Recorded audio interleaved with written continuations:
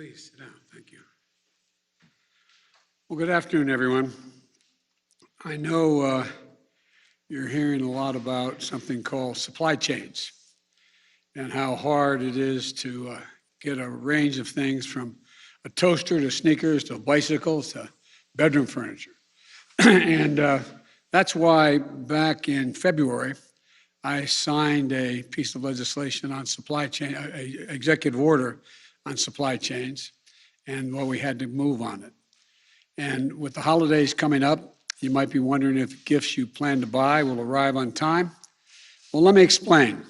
Supply chains essentially mean how we make things and how the material and parts get delivered to a factory, so we can manufacture things and manufacture them here. How we move things, how a finished product moves from a factory to a store to your home. And today we have an important announcement that will get things you buy to the shelves faster. I'm joined by the Executive Director of the Ports of Los Angeles and Long Beach, Gene Soroka, and Mario Cordono. I apologize, Mario. And the President of the International Longshoremen's Union, Willie Adams. Los Angeles and Long Beach are home to two of the largest ports in America, and together these ports are among the largest in the world. And the best way to make that point is that 40% of shipping containers that we import into this country come through these two ports. And today we have some good news. They're going to help speed up the delivery of goods all across America. After weeks of negotiation and working with my team and with the major union retailers and freight movers, the Port of Los Angeles announced today that it's going to begin operating 24 hours a day, 7 days a week. This follows the Port of Long Beach's commitment to 24/7 that it announced just weeks ago. 24/7 system, what most of the leading countries in the world already operate on now, except us, until now. This is the first key step toward moving our entire freight, transportation, and logistical supply chain nationwide to a 24/7 system. And here's why it matters. Traditionally, our ports have only been open during the week, Monday through Friday, and they're generally closed down at nights and on weekends. By staying open 7 days a week, through the night and on the weekends, the Port of Los Angeles will open over 60 extra hours a week will be open. In total, that will almost double the number of hours that the port is open for business from earlier this year. That means an increase in the hours for workers to be moving cargo off ships onto trucks and rail cars to get to their destination. And more than that, the night hours are critical for increasing the movement of goods because highways are less crowded in the evening, at night.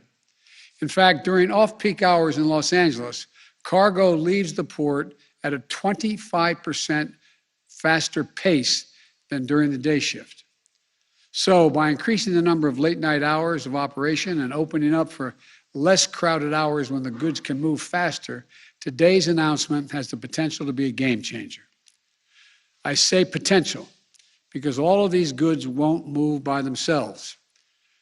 For the positive impact to be felt all across the country and by all of you at home, we need major retailers who ordered the goods and the freight movers who take the goods from the ships to factories and to stores to step up as well. These private sector companies are the ones that hire the trucks and rail cars and move the goods. On this score, we have some good news to report as well.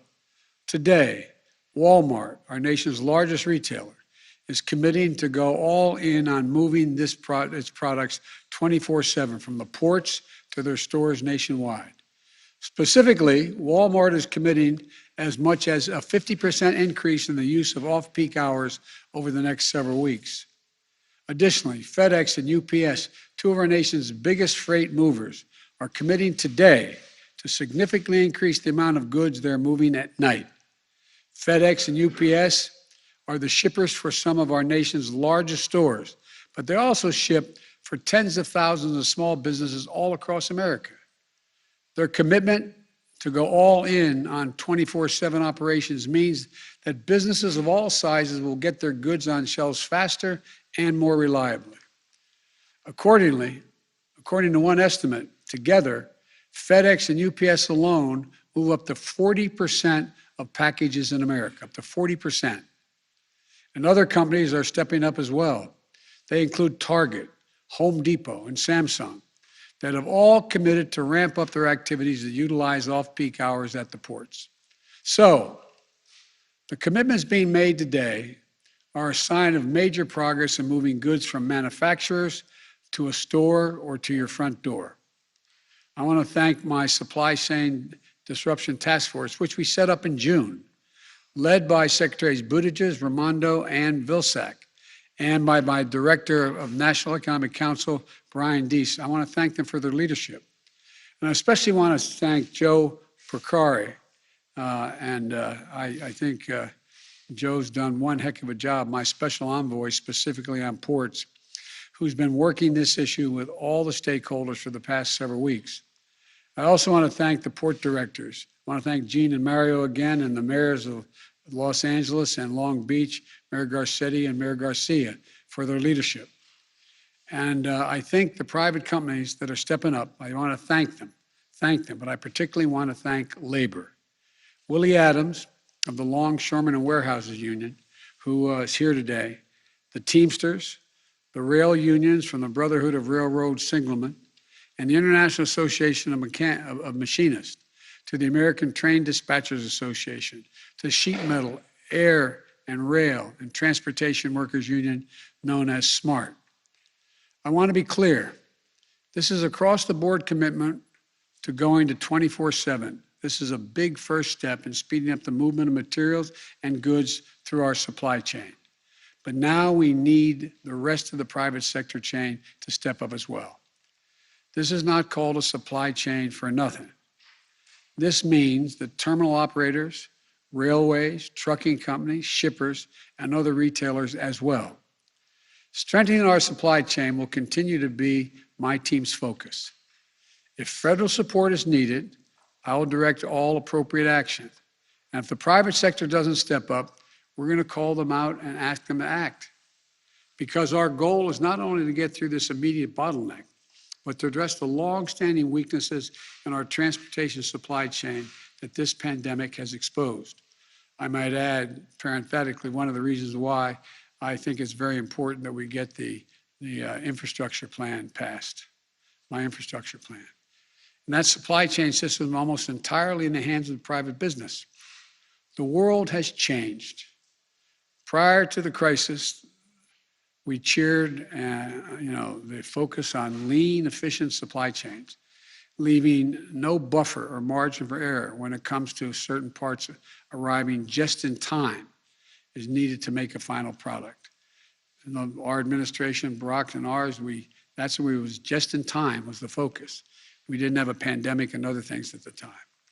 We need to take a longer view, though, that invest in building greater resilience to withstand the kinds of shocks we've seen over and over, year in and year out, whether it's the pandemic, extreme weather, climate change, cyber attacks, or other disruptions.